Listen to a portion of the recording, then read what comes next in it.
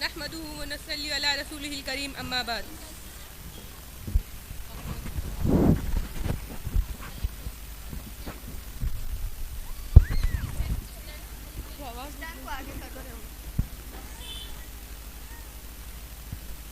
یہ خالق کون و مکان ارض و سماہی کا فضل و کرم ہے کہ اس نے ہمیں آج کے اس فرحت بخش ساعتوں سے استفادے کی توفیق بخشی.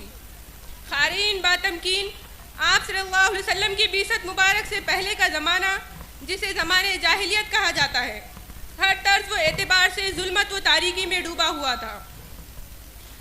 تعلیم و تعلم، پڑھنے اور پڑھانے، اخلاق و تربیت کے لیے کوئی مدرسہ یا مکتب نہیں تھا. پھر جب 6 صدی عیسوی کا آغاز ہوا اور اللہ رب العزت کی جانب سے اس روئے زمین پر شب ظلمت چھٹنے لگی اور پیغمبر آخر الزماں کی بعثت کے ساتھ حضرت جبریل امین غار حرا میں اقرا کا پیغام لے کر نازل ہوئے اور ساری انسانیت کو تعلیم و تعلم کا درس دیا. اس لیے یہ کہنا بجا ہوگا کہ اسلام نے روز اول ہی سے حصول علم کی ترغیب دی. یہی وجہ ہے کہ دامن اسلام میں پناہ لینے والا ہر شخص علم کے حاصل کرنے کے لیے کوشاں ہوتا ہے. مکی دور میں جو اسلام اور تاریخ اسلام کی سب سے مشکل گھڑی تھی، جس میں چند مسلمانوں کا یکجا ہونا بھی دشوار تھا. دار ارقم میں دینی مجالس کا انعقاد عمل میں آنا تھا. پھر ہجرت کے بعد مدینہ منورہ میں مسجد نبوی ایسی مرکزی یونیورسٹی قائم ہوئی جہاں سید المعلمین تعلیم دیتے تھے. صحابہ اکرام ہمہ وقت علم و عرفان سے سیراب ہوتے تھے. فتح مکہ کے بعد وفود کا سلسلہ تیز تر ہو گیا اور دیکھتے ہی دیکھتے مدینہ مدینۃ العلم، علم کا شہر بن گیا. عہد خلافت میں امیر المومنین حضرت عمر نے تعلیم و تعلم کی جانب خاص توجہ فرمائی. مکاتب جاری کیے، حفظ قرآن کا اہتمام کیا. پہلی اور دوسری صدی ہجری میں اسلامی علوم و فنون کی تحقیق، تصنیف و تالیف، اجتہاد و استنباط کا کام اپنے شباب پر تھا. تیسری صدی کے درمیان میں مدارس کے تعمیر کا سلسلہ شروع ہوا. مغرب اقصی میں مفتیہ فاطمہ بنت محمد بن عبداللہ فہری نے 1 رمضان 245 ہجری میں جامعہ قرین کی بنیاد رکھی اور انہی کی بہن مریم بنت محمد بن عبداللہ فہری نے 225 ہجری میں خاص شہر کے اندر جامعہ الاندلس کی بنیاد رکھی. طلبہ کے قیام کے لیے حجرے بنوائے. موجودہ شکل کے باقاعدہ مدارس کا آغاز 5ویں صدی ہجری سے ہوتا ہے. اللہ تعالیٰ نے اس کار خیر میں اولیت کا شرف سلطان محمود غزنوی کو بخشا. سلطان محمد تغلق کے دور میں صرف دہلی میں کم و بیش 1000 مدارس موجود تھے، لیکن ہر کمال راز والے کی مصداق ملک ہندوستان میں 12ویں صدی ہجری میں زوال کا آغاز ہوا. سلطنت مغلیہ کا سورج جو انتہائی سکون و اطمینان کے ساتھ چمک رہا تھا، غروب ہونا شروع ہو گیا.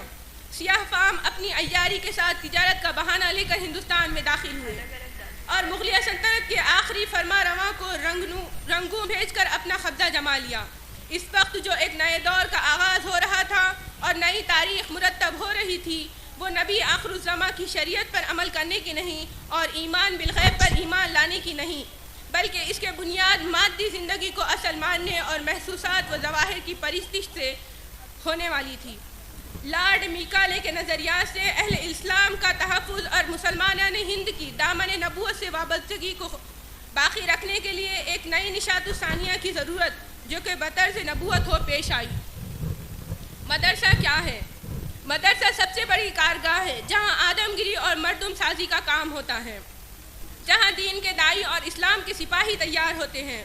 مدرسہ عالم اسلام کا بجلی گھر، پاور ہاؤس ہے، جہاں سے اسلامی آبادی بلکہ انسانی آبادی میں بجلی تقسیم ہوتی ہے. مدرسہ وہ کارخانہ ہے جہاں قلب و نگاہ اور ذہن و دماغ ڈھلتے ہیں. مدرسہ وہ مقام ہے جہاں سے پوری کائنات کا احتساب ہوتا ہے اور پوری انسانی زندگی کی نگرانی کی جاتی ہے، جہاں کا فرمان پورے عالم پر نافذ ہے، عالم کا فرمان اس پر نافذ نہیں ہوتا. مدرسے کا تعلق کسی تقویم، کسی تمدن، کسی عہد، کسی کلچر، زبان و ادب سے نہیں کہ اس کی خدامت کا شبہ اور اس کے زوال کا خطرہ ہو. اس کے تعلق براہ راست نبوت محمدی سے ہے جو عالمگیر بھی ہے اور زندہ جاوید بھی ہے.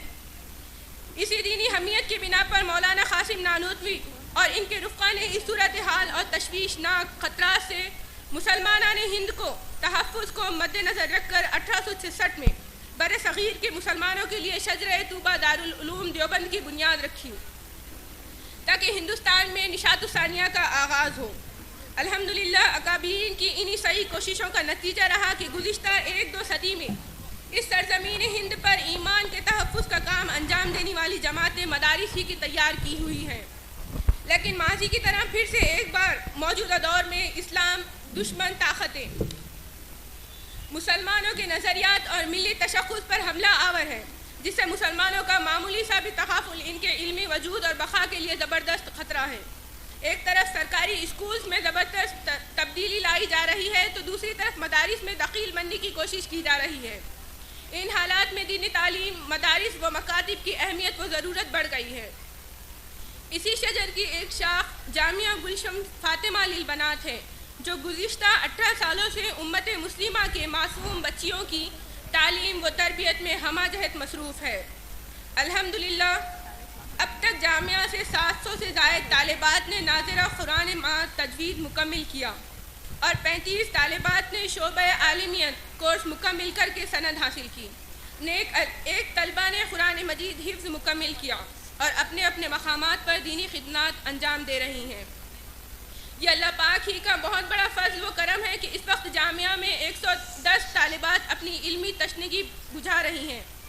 جامعہ میں 5 سالہ عالمہ کورس اور 3 سالہ مومنہ کورس اور عصری تعلیم کا بھی نظم ہے۔ مستقبل میں طالبات کے لیے ٹیلرنگ کورس و کمپیوٹر کورسز شروع کرنے کی بھی کوششیں کی جا رہی ہیں۔ بڑی مبارکباد ہے ان طالبات کے لیے جنہوں نے فتنوں کے اس دور علم نبوت پڑھ کر اس ادارے کے لیے نیک بختی کا سبب بنے۔